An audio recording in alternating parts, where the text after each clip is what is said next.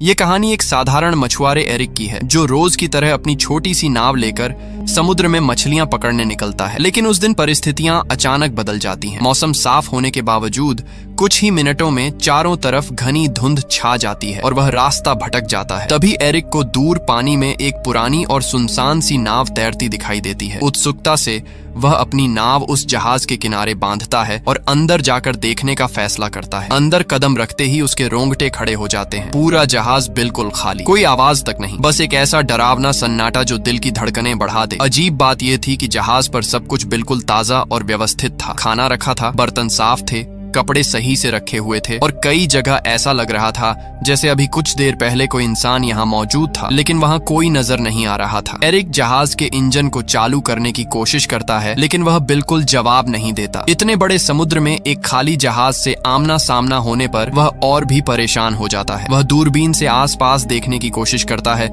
शायद कोई दूसरी नाव या मदद का संकेत मिल जाए, लेकिन धुंध इतनी घनी होती है कि कुछ भी दिखाई नहीं देता। आखिरकार वह कंट्रोल रूम में जाता है और रेडियो से मदद मांगने की कोशिश करता है। वह संदेश देता है कि यह जहाज समुद्र में फंसा है और किसी को उसकी आवाज सुनाई दे तो तुरंत जवाब दे। रेडियो पर मैसेज भेजने के बाद एरिक अपने जहाज की ओर लौटने के लिए डेक पर आता है, लेकिन जैसे ही नीचे देखता है उसका चेहरा सफेद पड़ जाता है। उसकी अपनी छोटी नाव वहां होती ही नहीं है, जबकि उसने उसे मजबूती से बांधा था। इतना ही नहीं, कुछ ही क्षण पहले तक फैला घना धुंध भी अचानक गायब हो चुका था और आसमान बिल्कुल साफ हो गया था। समय दोपहर का हो चुका था। उसे समझ नहीं आता कि यह सब कैसे और कब हुआ। अब उसके पास कोई दूसरा रास्ता नहीं था। वह वापस उसी रहस्यमयी जहाज में लौट जाता है और नक्शों के सहारे समझने की कोशिश करता है कि वह आखिर कहां पहुंच गया है। उसे जल्द ही एहसास होता है कि इंजन ठीक किए बिना यहां से निकलना असंभव है। वह पूरे जहाज में औजार ढूंढता है और घंटों की मेहनत के बाद इंजन को ठीक कर देता है। उसके लिए ये सबसे राहत भरा पल होता है, लेकिन समस्या अभी खत्म नहीं होती। वह फिर से रेडियो पर संपर्क करने की कोशिश करता है, लेकिन एक बार फिर कोई उत्तर नहीं मिलता। थका हुआ एरिक ऊपर की तरफ आता है और उसे अचानक पेशाब जाने की जरूरत महसूस होती है। आसपास कोई नहीं दिखता तो वह सोचता है कि जहाज के किनारे जाकर ही निपट लेता है, लेकिन जैसे ही वह किनारे पर खड़ा होता है अचानक कोई उसे जोर से धक्का दे देता है। वह सीधे समुद्र में गिर जाता है। तेज धार और हवा के दबाव में वह वापस ऊपर आने की कोशिश करता है, लेकिन बहुत मुश्किल से जहाज से लटकती रील को पकड़कर खुद को डूबने से बचा लेता है। हिम्मत करके वह धीरे धीरे खींचते हुए दोबारा जहाज पर चढ़ता है। अभी वह पूरी तरह संभला भी नहीं था कि दोबारा नीचे टॉयलेट जाने उतरता है। तभी अचानक कोई जोर से दरवाजा बंद कर देता है। शुरुआत में उसे लगा कि हवा से ऐसा हुआ होगा, लेकिन जब वह बाहर निकलने की कोशिश करता है तो ताला अंदर से बंद मिलता है। यह देखकर उसकी सांसें अटक जाती हैं। वह ताला खोलने की हर कोशिश करता है, यहाँ तक कि जेब से एक सिक्का निकालकर भी खोलने की कोशिश करता है, लेकिन कुछ काम नहीं आता। अब उसे यकीन हो जाता है कि इस जहाज पर वह अकेला नहीं है। कोई है जो दिखाई नहीं देता, लेकिन हर पल उसके आसपास घूम रहा है। किसी अनजान ताकत का उसे परेशान करने का इरादा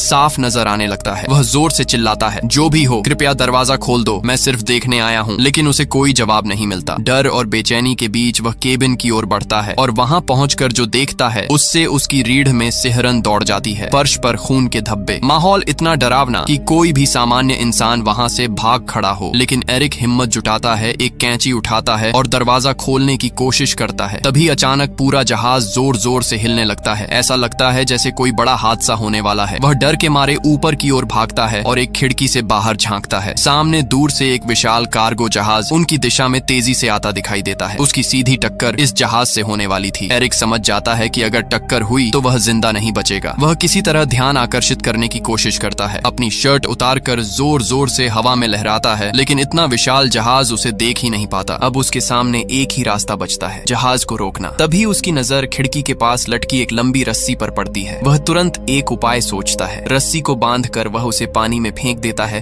ताकि जहाज की गति रुक जाए, लेकिन उल्टा मुसीबत और बढ़ जाती है। रस्सी इंजन के ब्लेड में फंसकर अंदर की ओर खींच जाती है और उसका फंदा सीधा एरिक के गले में लिपट जाता है। जोर की खींच से उसकी सांसें रुकने लगती हैं। हालांकि आखिरी पल में वह एक औजार से रस्सी काटकर खुद को किसी तरह बचा लेता है। रस्सी से गला जकड़ जाने की घटना के बाद एरिक की गर्दन पूरी तरह लाल पड़ चुकी थी। उसका दम घुट चुका था और वह लगभग मर ही गया था, लेकिन आखिरी क्षण में उसने अपनी बची हुई ताकत जुटाकर खुद को उससे छुड़ा लिया। इंजन में रस्सी फंस जाने से नाव की रफ्तार अचानक धीमी हो गई, पर यह राहत बस कुछ ही पलों की थी, क्योंकि सामने से आते विशाल कार्गो जहाज ने बिल्कुल भी रुकने के संकेत नहीं दिखाए। कुछ ही सेकंड में उस भारी जहाज ने उसकी नाव को जोरदार टक्कर मारी। ये टक्कर इतनी भयानक थी कि पूरा छोटा जहाज हिल उठा और एरिक फर्श पर जा गिरा। उसके सिर में गहरी चोट लगी और तुरंत बेहोशी छा गई। जब कुछ देर बाद उसे होश आया तो उसने खुद को फिर उसी बाथरूम में पाया जहां अब पानी लगभग उसकी गर्दन तक भर चुका था। लेकिन जो बात उसे सबसे ज्यादा भयभीत करती थी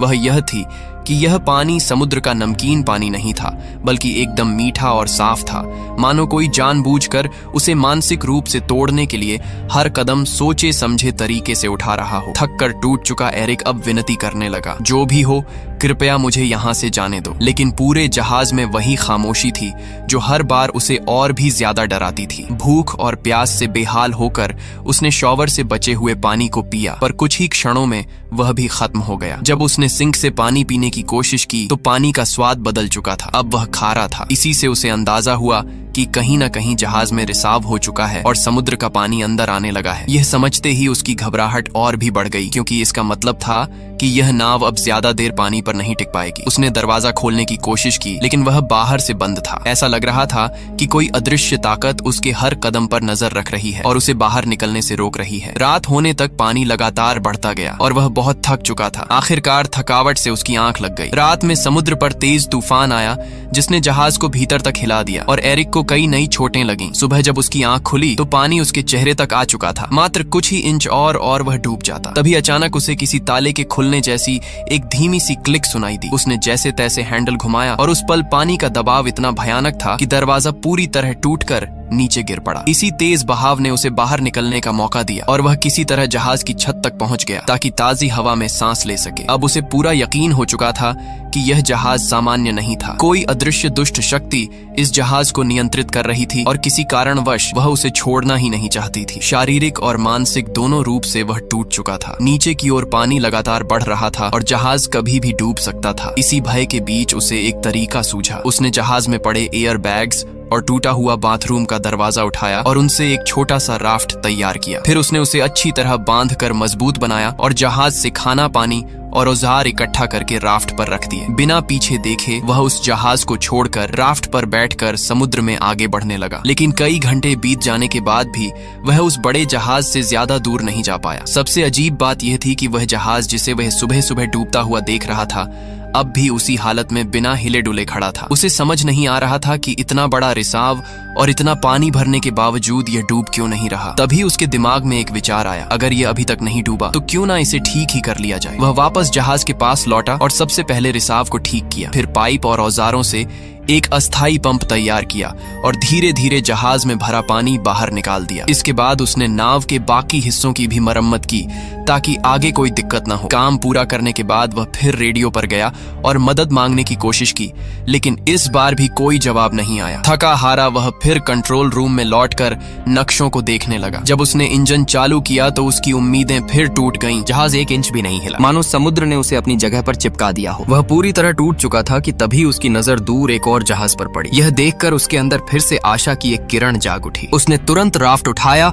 और पूरी ताकत से उस जहाज की तरफ बढ़ने लगा, लेकिन अचानक वह जहाज खतरनाक तरीके से उसकी ओर बढ़ने लगा, मानो कोई अदृश्य हाथ उसे एरिक की ओर धकेल रहा हो। एरिक ने रफ्तार बढ़ाई पर बड़ा जहाज और तेज हो गया। टकराने से ठीक पहले एरिक ने आखिरी कोशिश करते हुए राफ्ट से छलांग लगाई और समुद्र में तैरते हुए दूर जाती एक और नाव की ओर तैरने लगा। लेकिन जब तक वह वहां पहुंचा वह नाव पूरी तरह गायब हो चुकी थी। उसे अब पूरा यकीन हो गया था कि इस रहस्यमयी जहाज पर कोई बुरी शक्ति है जो उसे किसी भी हाल में यहाँ से जाने नहीं दे रही। उसने कसम खा ली कि चाहे जान चली जाए वह वापस उस जहाज पर नहीं लौटेगा। लेकिन समुद्र का पानी धीरे धीरे और ठंडा होता जा रहा था। उसका शरीर सुन्न होने लगा था। नीचे डॉल्फिन्स तैर रही थीं, लेकिन वह स्थिति इतनी खराब थी कि ज्यादा देर तक पानी में रहना असंभव था। ठंड से कांपते हुए, पूरी तरह असहाय महसूस करते हुए आखिरकार उसने मजबूरी में उसी जहाज की ओर तैर कर लौटने का फैसला किया जिससे वह बचकर निकलने की कोशिश कर रहा था। वह इतना कमजोर और बीमार हो चुका था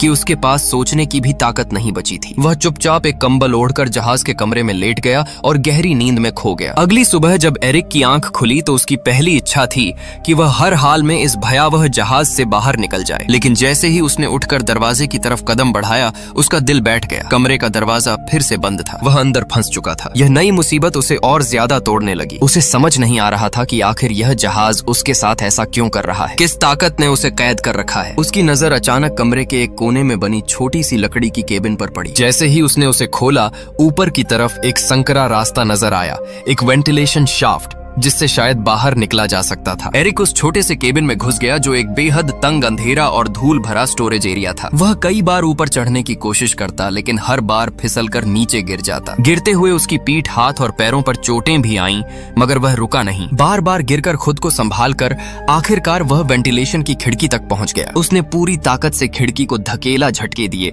पर वह जरा भी नहीं हिली। ऐसा लग रहा था जैसे किसी ने जानबूझकर उसे बाहर से कसकर बंद कर दिया हो। इसी बीच उसे एहसास हुआ कि इस बंद जगह में हवा भी कम होती जा रही है। सांस लेना मुश्किल होता जा रहा था। वापस नीचे जाने का रास्ता भी दरवाजे के बंद होने की वजह से खत्म हो चुका था। अब उसे लगने लगा कि शायद यही उसकी आखिरी जगह बन जाएगी। उसी समय फिर से वही रहस्यमयी क्लिक की आवाज गूंजी, ठीक वैसी ही आवाज जिसे वह पहले भी कई बार सुन चुका था। और उसी क्लिक के साथ वेंट की खिड़की अचानक खुद ब खुद खुल गई। एरिक ने एक पल भी बर्बाद नहीं किया और तेजी से बाहर निकल गया। बाहर की ठंडी ताजी हवा उसके फेफड़ों में भरते ही वह थोड़ी देर के लिए शांत हो गया। जब उसने ऊपर से नीचे झांक कर देखा तो उसे समझ आया कि यह जहाज खुद ब खुद एक छोटे सुनसान से द्वीप की ओर बढ़ रहा है। उसके मन में हल्की सी उम्मीद जागी, शायद यह उसका मौका था इस अभिशप्त जहाज से छूटने का। जैसे ही जहाज किनारे लगा, एरिक तुरंत नीचे उतरा। जमीन पर कदम रखते ही उसे लगा कि इस पूरे रहस्य के पीछे जरूर इसी द्वीप पर कोई छिपा हुआ है। गुस्से में उसने रास्ते से एक लकड़ी का डंडा उठाया और चारों ओर तलाश शुरू की। लेकिन कुछ ही देर में उसे एहसास हुआ कि यह द्वीप पूरी तरह बंजर है। न कोई झोपड़ी, न कोई आग के निशान, न पैरों के निशान। यहाँ किसी इंसान के होने का तो सवाल ही नहीं था। यह देखकर उसका गुस्सा अब डर में बदल गया। आखिर यह सब कौन कर रहा है? द्वीप से बाहर निकलते ही उसकी नजर एक अजीब दृश्य पर पड़ी। वही रहस्यमयी जहाज जिसने उसे यहाँ तक पहुंचाया था, अब शांति से समुद्र की सतह पर आगे बढ़ रहा था, मानो किसी और शिकार की तलाश में हो। यह देखकर एरिक को पूरा यकीन हो गया कि यह जहाज इंसानों द्वारा नहीं, बल्कि किसी अंधेरी खतरनाक शक्ति द्वारा नियंत्रित है। अगर उसे अपनी जान बचानी है तो उसे तुरंत इस द्वीप से निकलने का कोई रास्ता खोजना होगा। वह खोजबीन करते करते द्वीप की सबसे ऊंची चोटी तक पहुंच गया। वहां से उसे दूर एक और द्वीप दिखाई दिया, लेकिन वह इतना दूर था कि वह वहां क्या हो रहा है कुछ समझ नहीं पाया। फिर वह द्वीप के पीछे की तरफ घूमते हुए नीचे उतरा और तभी उसकी सांसें अटक गईं। वह ठीक उसी जगह पहुंच चुका था जहां से उसकी पूरी घटना की शुरुआत हुई थी। वही किनारा, वही वातावरण और सबसे चौंकाने वाली बात, उसकी अपनी छोटी नाव वहीं बंधी हुई थी, ठीक उसी स्थिति में जैसे उसने पहले दिन छोड़ी थी। यहाँ तक कि आसपास खड़े लोग भी वैसे ही सामान्य तरीके से अपना काम कर रहे थे जैसे कुछ हुआ ही न हो। एरिक अवाक रह गया। उसे यकीन नहीं हुआ कि वह जो कुछ झेल कर आया, डर, जहाज का रहस्य बंद कमरे, आवाजें, मौत के खतरे और यह सुनसान द्वीप, क्या सब सच था या किसी भयानक भ्रम का हिस्सा? लेकिन उसके जख्म, उसकी थकान, उसकी सांसें और उसका अनुभव साफ साबित कर रहे थे कि यह कोई सपना नहीं था। अब सवाल यह था, उसकी नाव वहां दोबारा कैसे पहुंची और इस रहस्यमयी द्वीप का असली सच क्या है?